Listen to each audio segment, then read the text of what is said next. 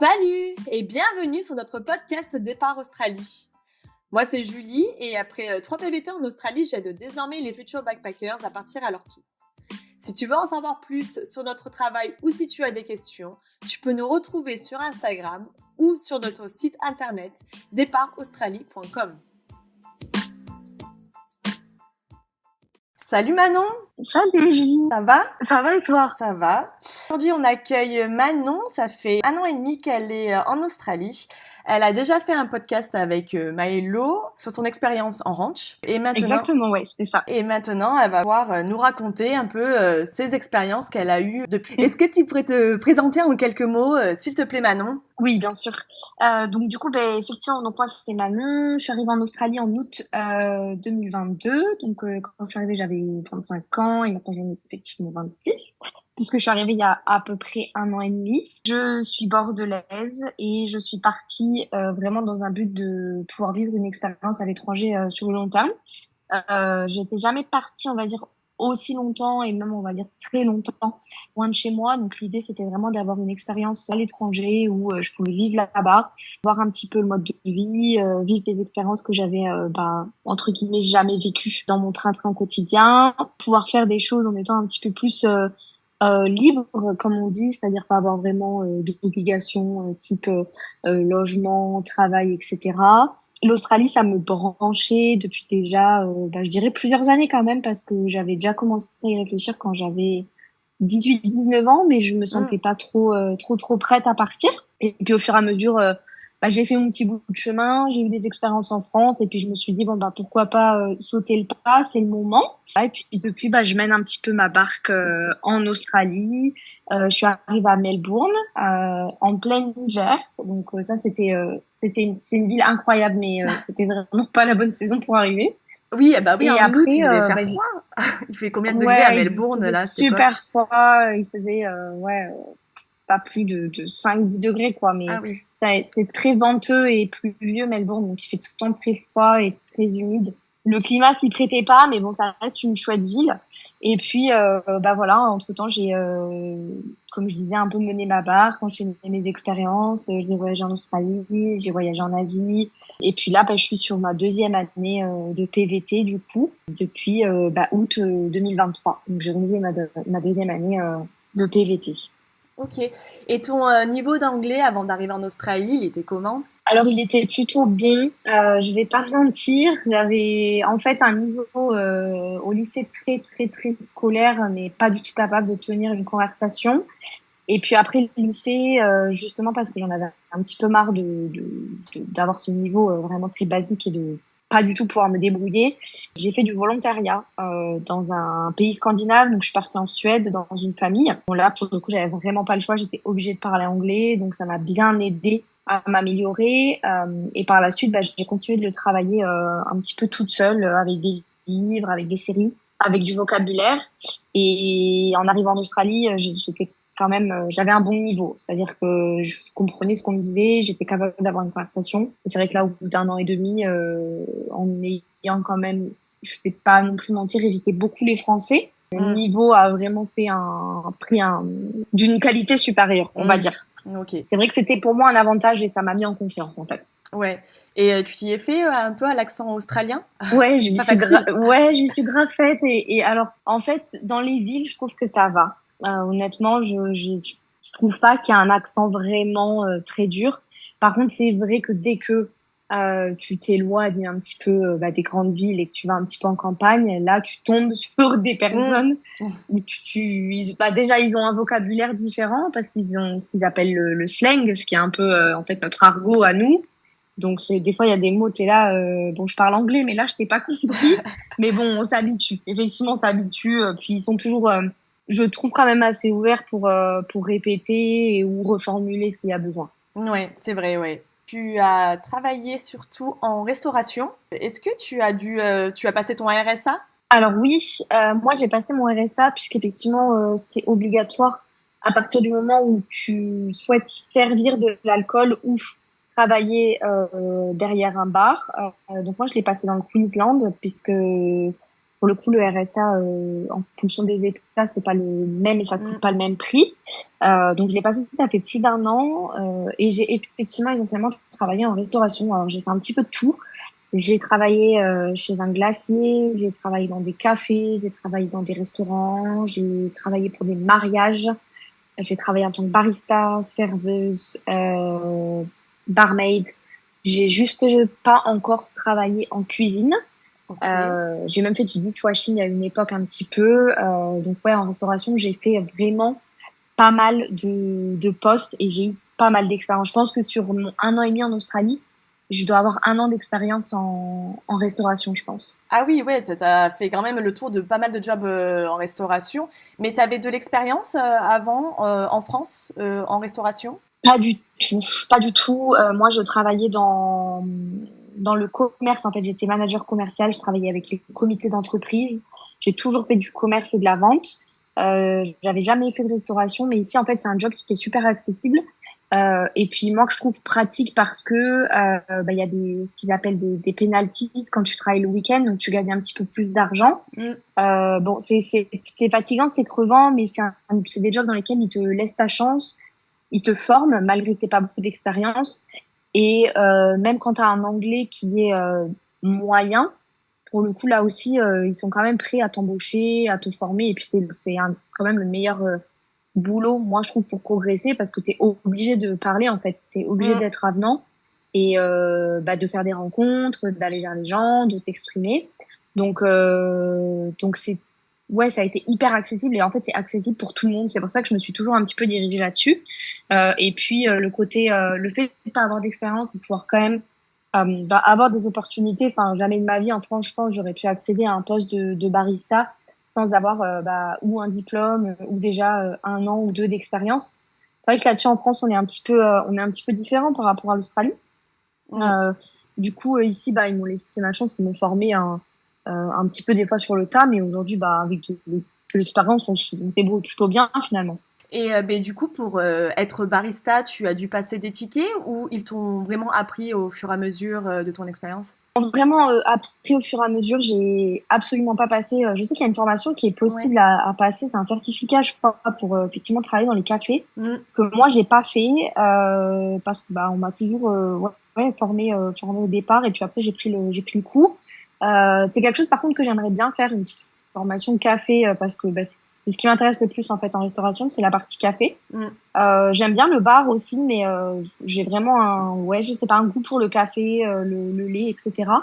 Donc avec du recul, ça, c'est quelque chose que j'aimerais bien faire, mais non, j'ai pas eu besoin de le passer. C'est pas obligatoire, c'est un plus, mais c'est pas obligatoire. Ouais, du coup, tu as appris à faire les lattés, les cappuccinos, les macchiatos, tous les cafés qu'il y Ouais. a. Tous Mais les cafés Made in Australia, quand je suis arrivée, effectivement, où j'étais là, mais qu'est-ce que c'est que tout ouais, ça? Parce que c'est vrai que c'est une culture, le café.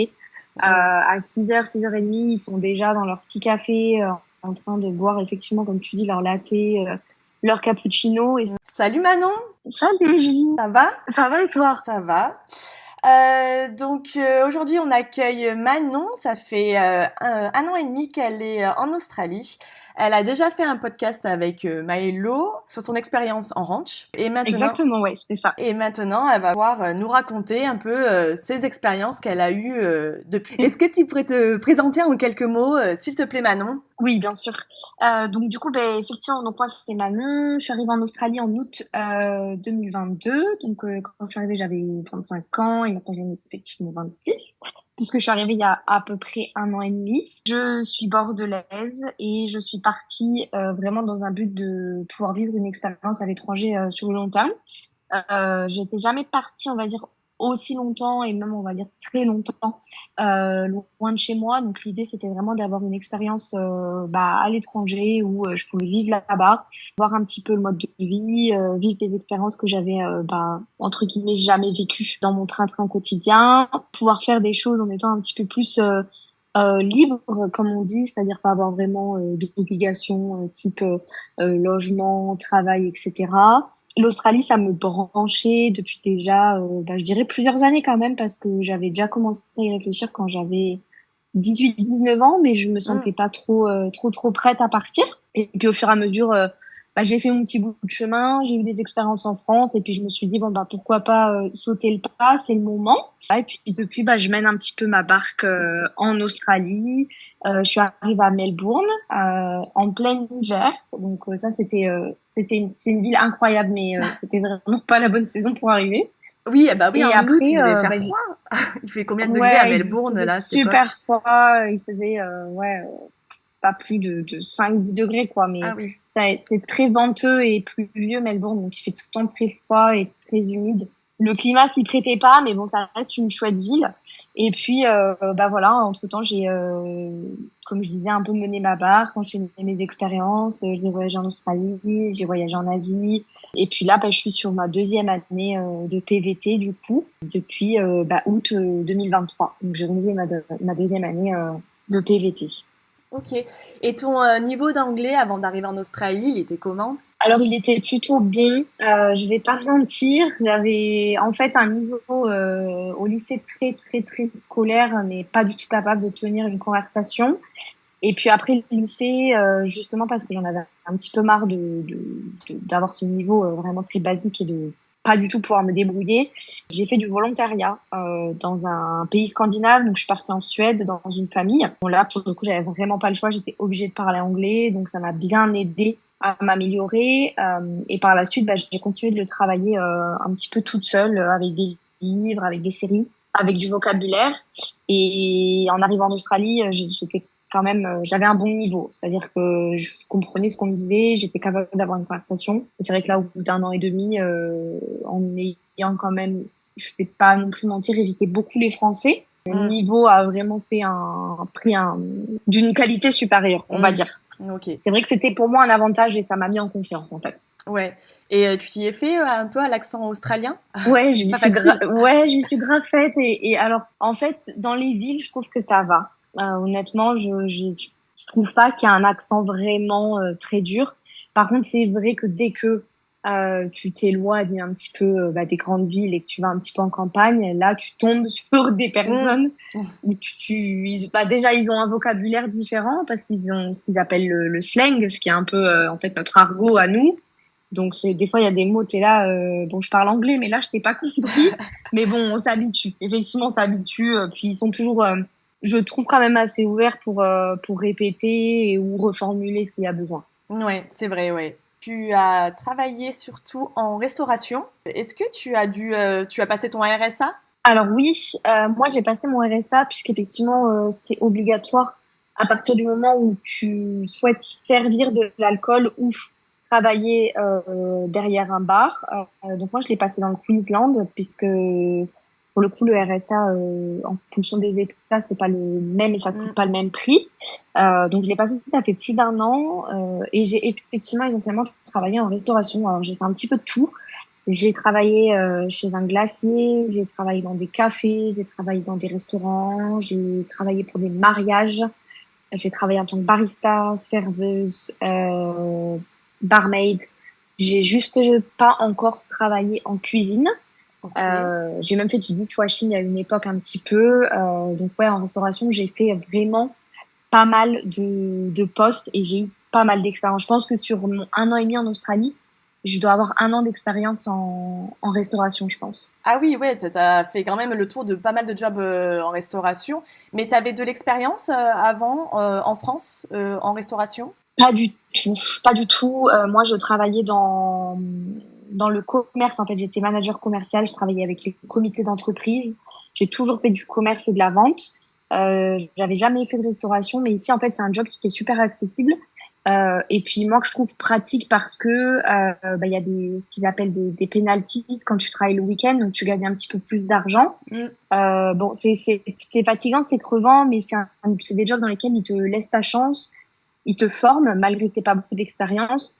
Et même quand tu as un anglais qui est moyen, pour le coup, là aussi, ils sont quand même prêts à t'embaucher, à te former. Et puis, quand même le meilleur boulot, moi, je trouve, pour progresser, parce que tu es obligé de parler, en fait. Tu es obligé Hmm. d'être avenant et de faire des rencontres, d'aller vers les gens, de t'exprimer. Donc c'est ouais, ça a été hyper accessible et en fait, c'est accessible pour tout le monde. C'est pour ça que je me suis toujours un petit peu dirigée là-dessus. Et puis, le fait de pas avoir d'expérience et de pouvoir quand même avoir des opportunités. Enfin, jamais de ma vie en France, je pense, j'aurais pu accéder à un poste de barista sans avoir ou un diplôme ou déjà 1 an ou 2 d'expérience. C'est vrai que là-dessus, en France, on est un petit peu différent par rapport à l'Australie. Mm. Euh, du coup, ici, ils m'ont laissé ma chance, ils m'ont formé un petit peu des fois sur le tas, mais aujourd'hui, avec de l'expérience, on se débrouille plutôt bien finalement. Et ben, du coup, pour être barista, tu as dû passer des tickets ou ils t'ont vraiment appris au fur et à mesure de ton expérience? Vraiment, appris au fur et à mesure, j'ai absolument pas passé. Je sais qu'il y a une formation qui est Ouais. possible à passer, c'est un certificat, je crois, pour effectivement travailler dans les cafés, Mm. que moi j'ai pas fait parce que on m'a toujours formé au départ et puis après j'ai pris le cours. C'est quelque chose par contre que j'aimerais bien faire, une petite formation café parce que c'est ce qui m'intéresse le plus en fait en restauration, c'est la partie café. Mm. J'aime bien le bar aussi, mais j'ai vraiment je sais pas, un goût pour le café, le lait, etc. Donc avec du recul, ça, c'est quelque chose que j'aimerais bien faire, mais non, j'ai pas eu besoin de le passer. C'est pas obligatoire, c'est un plus, mais c'est pas obligatoire. Oui, du coup, tu as appris à faire les lattés, les cappuccinos, les macchiatos, tous les cafés qu'il y Ouais, a. tous Mais les cafés made in Australia quand je suis arrivée, effectivement, où j'étais là, mais qu'est-ce que c'est que tout ouais, ça? Parce que c'est vrai que c'est une culture, le café. ouais. À 6h, 6h30, ils sont déjà dans leur petit café, en train de boire, effectivement, comme tu dis, leur latte, leur cappuccino. Et c'est Mm. vrai qu'ils ont plein de laits différents, plein de laits sans lactose, etc. Donc au début, c'était assez marrant. On prend le pli au fur et à mesure, mais c'est vrai qu'ils ont une batterie de café assez impressionnante. Ouais, et tu as réussi à faire du latte art?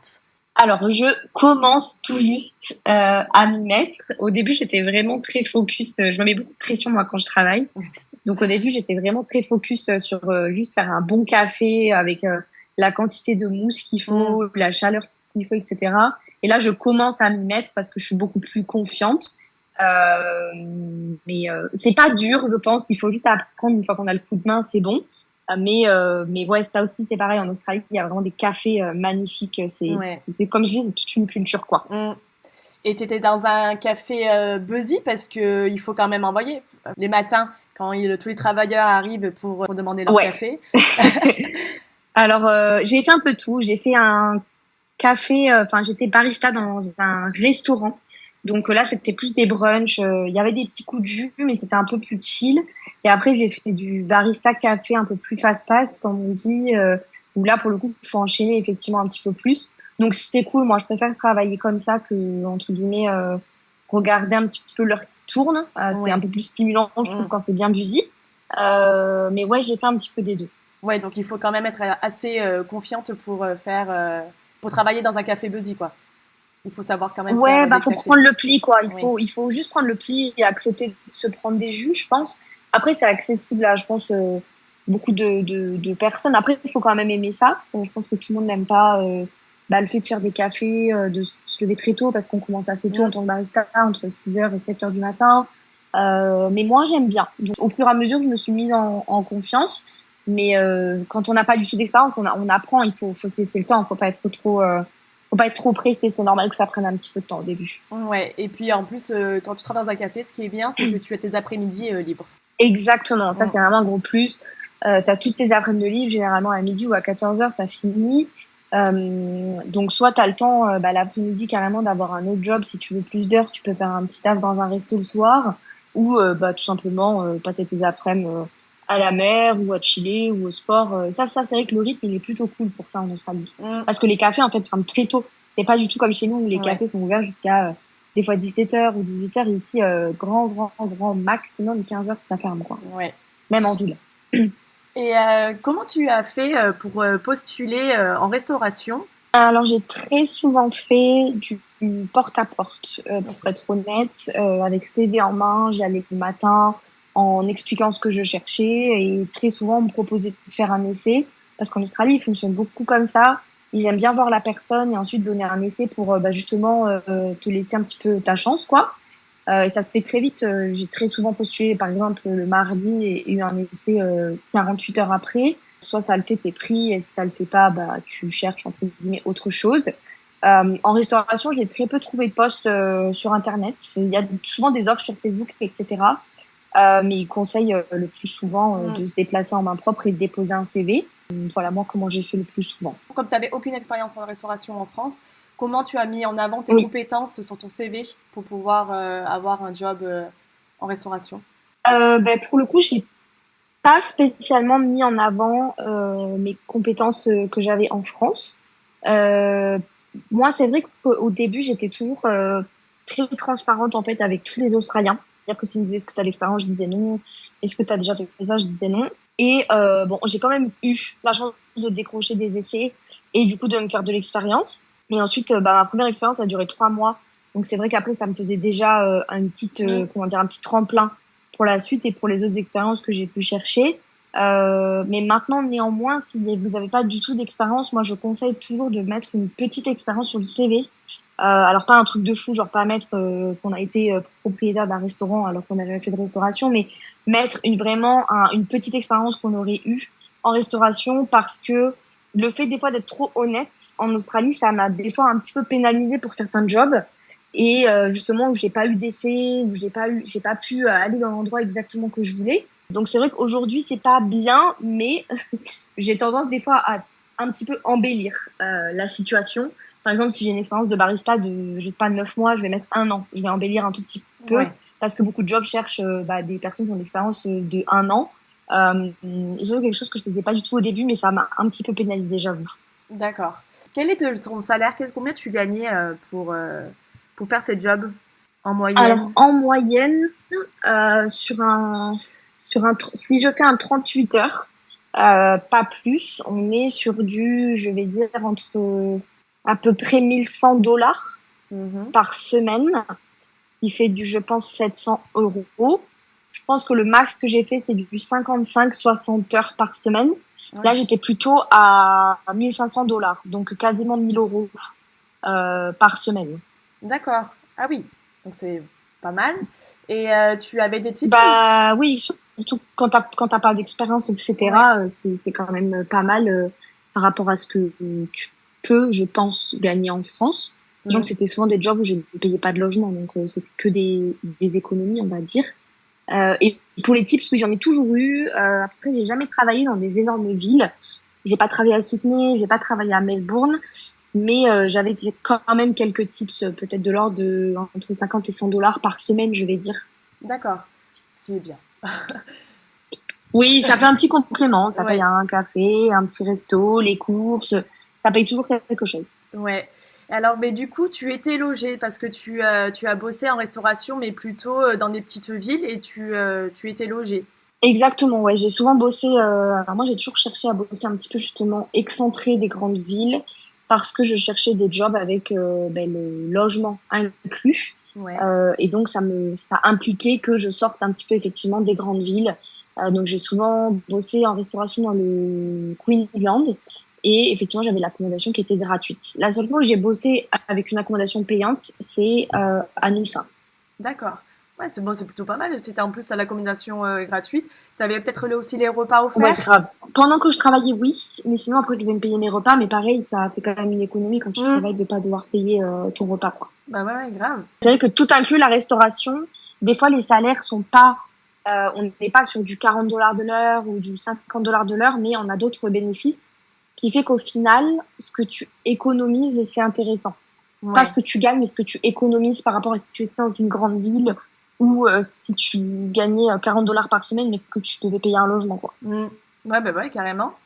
Est-ce que tu saurais dire les avantages et les inconvénients des jobs en restauration? Ouais, ouais, carrément. Alors au niveau des avantages, pour moi, top, c'est vraiment le côté échange, rencontre, c'est jamais linéaire.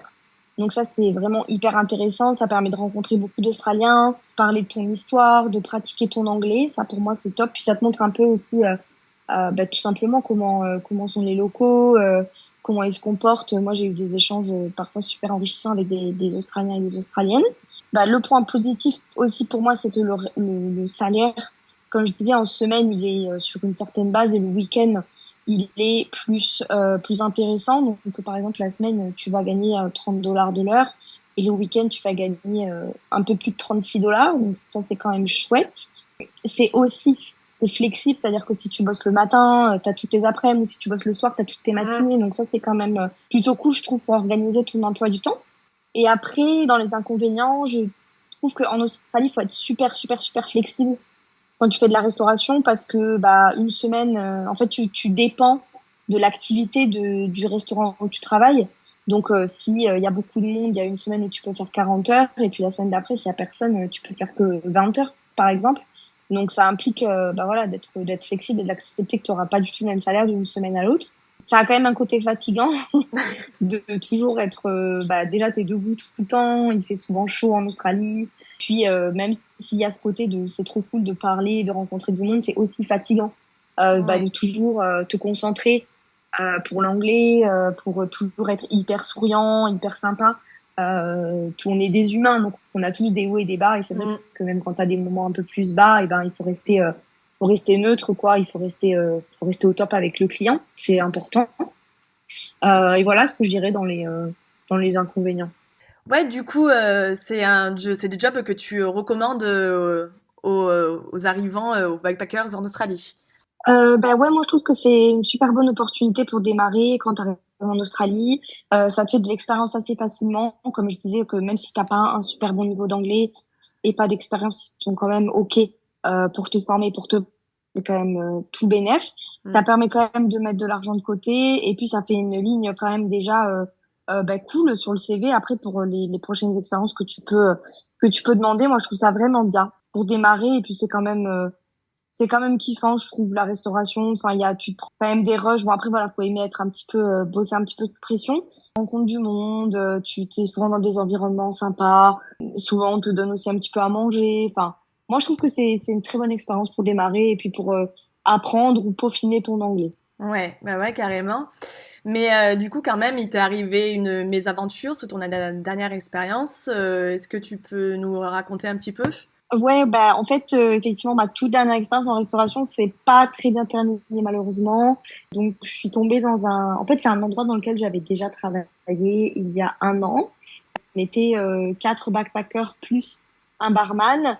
Et cette année, quand j'y suis retournée, ben, il y avait plus du tout le même staff. Déjà, on était beaucoup moins personnel. Et nous, on est arrivé dans la saison là vraiment la plus busy de l'année, puisque la fin d'année en Australie, c'est là où où il y a le plus de monde. Parce qu'en fait, c'est comme l'été chez nous, donc c'est notre Les juin, vacances juillet, scolaires? août ou juillet, août, septembre, quoi. Mm. Et donc, on avait vraiment des services avec minimum des fois 100 réservations, 100 personnes juste le midi, 100 personnes l'après-midi et des fois 70 ou 80 personnes le soir. Donc, ça faisait des journées très, très conséquentes. Et en fait, à deux, c'était ingérable. On avait le manager qui était pas du tout là pour nous épauler, pour bosser tout simplement, hein, juste faire son travail. Et du coup, c'est vrai que c'était devenu plus stressant pour nous qu'autre chose. On nous en demandait toujours plus. La manager était de moins en moins là. Par exemple, quand il y avait énormément de monde, elle prenait le temps de s'asseoir et de boire une bière pendant que nous on était en train de courir Ouais, partout. ouais. Donc c'est plein de petites choses en fait un petit peu comme ça qui ont fait que ça a vraiment terni l'expérience. Et en fait, on n'y prenait plus aucun plaisir. On n'était même pas content d'aller travailler. On pouvait pas s'occuper des clients correctement. Euh, c'était très compliqué en fait pour nous. Et puis je savais que c'était pas une façon normale en fait de bosser quoi. Dans tous les autres restos que j'ai fait ou tous les autres cafés, on est toujours suffisamment de personnel. Il y a une personne en particulier qui fait le bar, une personne en Mm. particulier qui fait les cafés et d'autres sur le floor quoi pour que bah ça roule bien et pour qu'on puisse bien s'occuper des clients. Et là malheureusement c'était pas du tout le cas donc c'est pour ça qu'on a décidé en fait d'en partir, tout simplement. Je voulais juste finir en disant que bah en Australie, on a pris effectivement la décision de partir, mais on l'a aussi fait parce qu'on sait que en Australie c'est facile de rebondir Ouais. et de trouver une autre opportunité. C'est pas ce qui manque, on n'allait pas mettre 3 mois à trouver un job, on a retrouvé super vite. Et c'est pour ça que des fois quand on se sent pas bien dans un endroit, faut pas hésiter à trouver autre chose, à chercher autre chose. Il y a plein d'opportunités ici, on n'est jamais coincé. Ouais, bah c'est ça, c'est ce que je voulais dire. C'est que en Australie, il vaut pas se rester dans une situation où tu te sens pas bien. Il vaut mieux partir et tu trouveras une autre opportunité de job parce que quand tu veux trouver du travail, ben, tu peux quand même en trouver. Ah oui, oui, clairement, il y a plein d'opportunités en Australie. Mm. Il y a pas de possibilité pour moi de pas trouver de job et d'être au chômage sur une durée très très longue.